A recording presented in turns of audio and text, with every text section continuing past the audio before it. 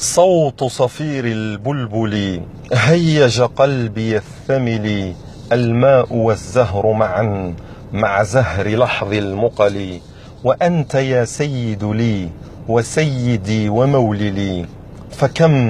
فكم تيمني غزيل عقيقلي، قطفته من وجنة من لثن ورد الخجل، فقال لا لا لا لا لا وقد غدا مهرولي، والخوذ مالت طربا من فعل هذا الرجل، فولولت وولولت ولي ولي يا ويل لي، فقلت لا تولولي وبين اللؤلؤ لي، قالت له حين كذا انهض وجد بالنقل، وفتية سقونني قهوة كالعسل لي، شممتها بأنافي أزكى من القرنفل، في وسط بستان حلي بالزهر والسرور لي، والعود دندنا دنا لي، والطبل طبطب طبلي،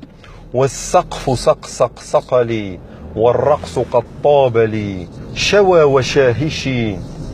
على ورق صفرجلي، وغرد القمري يصيح ملل في مللي، لو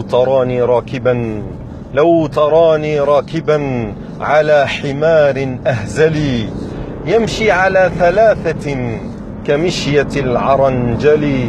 والناس ترجم جملي بالسوق بالقلقلل، والكل كعكع كعكع من خلفي ومن حويللي، فمشيت هاربا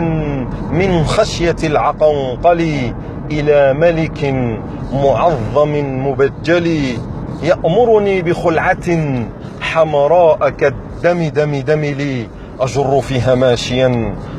فيها ماشيا مبغددا كالديلل، أنا الأديب الألمعي من حي أرض الموصل، نظمت قطعا يعجز عنها الأدب لي، أقول في مطلعها صوت صفير البلبل. يا بلبل